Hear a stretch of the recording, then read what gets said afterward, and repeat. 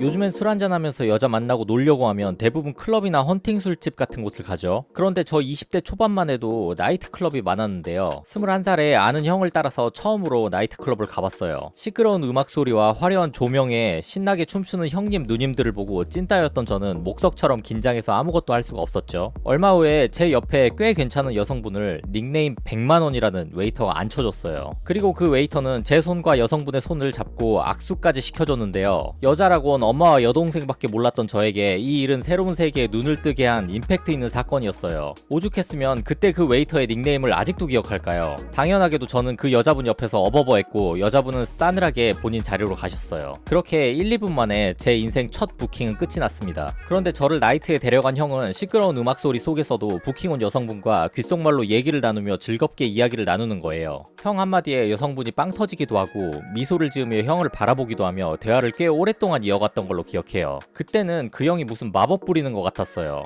한마디 할 때마다 여성분의 반응이 너무 좋았거든요. 시간이 꽤 흐른 후에 여성분은 자리로 돌아갔고 그 여성분이 가자마자 저는 형에게 뭐라고 했어? 라고 물어봤습니다. 근데 그때는 안 알려주더라고요. 결국 그 형은 그날 그 여성분의 번호를 받아 나중에 따로 만나서 좋은 시간을 가졌다는 이야기를 전해 듣게 되었어요. 그 형이 정말 잘생겼거나 했으면 역시 잘생겨야 여자를 꼬실 수 있어 하며 그냥 넘어갔을 수도 있는데요. 그렇게까지 잘생기진 않았거든요. 물론 그렇다고 해도 저보다는 잘생겼습니다. 아무튼 그때 말이 굉장히 중요하다는 걸 깨달은 것 같아요. 사실 생각해보면 대부분의 인간관계는 대화로 시작되고 대화로 형성돼요. 연애도 인간관계의 한 종류라는 시각으로 봤을 때 대화는 중요하고 말빨, 다른 말로 말을 잘하는 능력 혹은 커뮤니케이션 능력이 좋을수록 연애를 잘할 수밖에 없겠죠. 그래서 이번 영상의 주제는 지난 영상에서 예고했듯이 연애와 말빨입니다. 얼굴도 못생기고 돈도 없는 저는 말빨만이 예쁜 여성을 꼬실 수 있는 유일한 희망이라고 생각을 했어서 유독 말빨에 더 집착하며 말에 대한 고민을 많이 했는데요. 물론 생각해보면 얼굴은 성형을 하면 그래도 조금은 더 잘생겨질 수 있고 돈도 열심히 벌려고 노력했다면 충분히 가능했을 것 같은데 당시에 저는 성형은 너무 무서웠고 돈에 대해서는 제 스스로에 대한 자신감이 정말 많이 없어서 제가 돈을 많이 버는 것은 불가능하다고 스스로 선을 그어버렸던 것 같아요. 그래서 말빨에 더 많이 집착하며 여성 앞에서 어떻게 말해야 하는지를 고민했던 것 같아요. 고민을 많이 한 만큼 구독자님들께 들려드리고 싶은 말들이 많은데요. 그걸 이 영상 하나에 다 풀어내는 건 절대 불가능하고요. 앞으로의 영상에서 천천히 저의 생각을 공유하도록 할게요. 이번 영상에서는 제가 여성과 말을 하는 데 있어서 가장 중요하게 생각하는 한 가지를 여러분들과 나누려고 해요. 이 영상을 통해서 연애에서 말의 중요성을 잘 알 수 있을 것이고 제가 공유하는 팁을 잘 적용하시면 여성과의 대화에 도움이 되실 거예요. 그럼 본격적으로 시작해 볼게요. 연애를 시작하기 전 썸의 단계에서 서로에 대한 많은 정보를 주고받고 연애를 시작하고 나서도 서로의 생각과 가치관을 공유하며 관계의 깊이를 더해가죠. 이 모든 건 대화를 통해서 이루어져요. 그런데 이 대화라는 게 단순히 업무 메일을 오고 가듯이 딱 정보만이 오고 가는 게 아니라요. 말투, 추임새, 표현 방식 등을 통해서 감정도 함께 오고 간다는 게 중요해요. 이렇게 말을 통해 정보뿐만 아니라 감정이 오고 간다는 점에서 남녀 관계에서 말은 중요할 수밖에 없어요. 감정이 오고 가기 때문에 말빨이 좋은 남자가 여자를 잘 꼬신다는 말이 나오기도 하는 거죠. 사실 꼭 연애뿐만 아니라 말을 잘하는 게 좋다는 건 누구나 아는 사실이라 제가 더 강조할 필요도 없는 것 같아요. 더 중요한 건 그렇다면 어떻게 해야 말을 잘할 수 있느냐겠죠. 많은 사람들이 말을 잘하는 건 타고나야 한다, 말을 잘하는 건 재능의 영역이다 라고 말을 하는데요. 사실 저는 여기에 동의하기가 어려워요. 왜냐면 저는 정말 말을 못하는 아이였거든요. 하지만 말을 잘하고 싶어서 정말 많은 고민을 했고 노력도 했어요. 일예로 처음에 얘기한 나이트클럽 첫 경험 이후에 그 형과 나이트클럽을 조금 더 다녔는데 여성과 합석을 해서 나가지 못하거나 같이 나가더라도 그날 밤 좋은 시간을 보내지 못하면 그 형과 24시 카페에서 패잔병처럼 모여서 그때 무슨 멘트를 날렸어야 했다, 이런 멘트 쓰니까 좋아하더라 하며 피드백을 했어요. 자꾸 그렇게 피드백을 하다 보니 말빨이 늘더라고요. 처음에 여성 앞에서 한마디도 못했던 제가 나중에는 20-30분 동안 여성과 즐겁게 대화를 나누기도 했고 번호를 교환해 연락을 하기도 했어요. 물론 당시에는 여기서 더 발전해서 밤을 함께 보낸다거나 연애로 이어지진 못했는데요. 그래도 장족의 발전이었죠. 그 후로도 말을 잘하기 위해 많은 고민과 노력을 한 끝에 많은 여자분들로부터 왜 이렇게 말을 잘해? 오빠랑 얘기하면 너무 재밌어.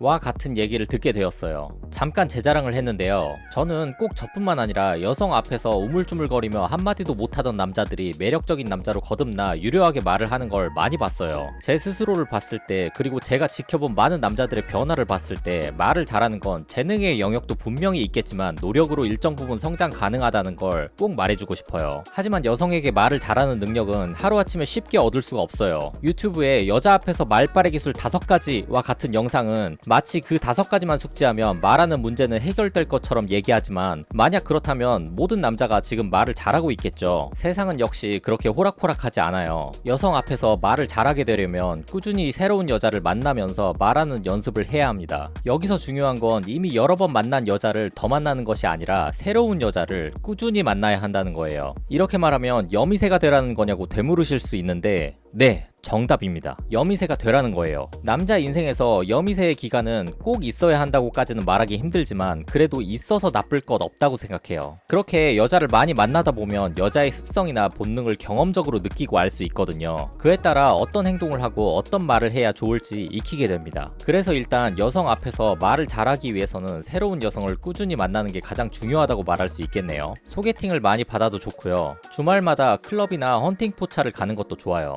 아니면 어플을 통해 만나거나 헌팅을 하는 것도 좋아요. 수단과 방법을 가리지 말라는 말이에요.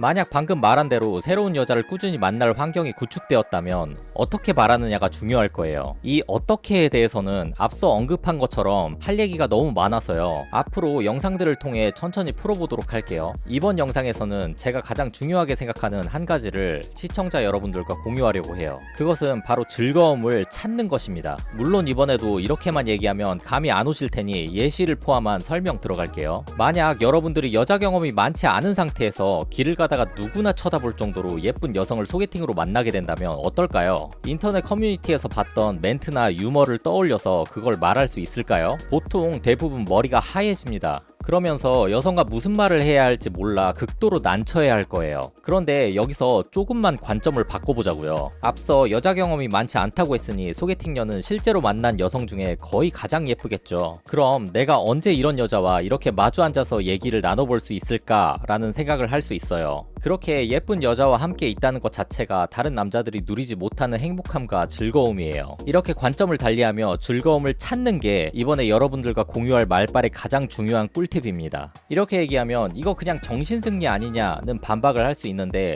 예, 정신승리 맞아요. 하지만 현실을 직시하지 못하는 정신승리가 아닌 좋은 결과로 가는 과정에서 그 과정을 긍정적으로 바라보는 정신승리는 오히려 목표를 향해 나아가는 데 도움을 줘요. 마치 우리 선조들이 힘든 모내기를 할 때 노동요를 부르며 그 안에서의 즐거움을 찾았듯이 시각을 조금 달리해서 즐거움을 찾는 것은 중요해요. 만약 그러한 즐거움을 찾았다면 그걸 말로 표현해보는 것을 권합니다. 만약 저라면 이렇게 말했을 것 같아요. 사실 저에게는 땡땡씨가 많이 예쁘셔서 처음에는 내가 과연 이 여자와 잘 될 수 있을까 하는 생각이 들어서 머릿속이 하얘졌고 많이 불편했어요. 하지만 달리 생각해보니 요즘 일만 열심히 하고 이성을 거의 못 만나다가 땡땡씨 같은 분과 이렇게 마주 앉아 눈을 보며 얘기할 수 있는 이 순간 자체가 굉장히 행복한 순간인 것 같아요. 그렇게 생각하기 시작하니까 마음이 조금 편해졌고 조금씩 설레며 즐겁기 시작했어요. 이러한 화법이 매력적인 이유는요, 상대 여성에게 긍정적인 사람이라는 인상을 주고 자신을 가감없이 드러낼 줄 알며 자신의 감정을 다스릴 줄 아는 남자라는 인식을 심어주게 돼요. 그리고 이렇게 얘기하고 나면 실제로 자신의 마음이 편해져서 여성과 조금 더 스무스하게 대화를 이어나갈 수 있어요. 제가 제안하는 꿀팁이니까 써먹을 수 있는 상황이 오면 꼭 써보시길 바랍니다.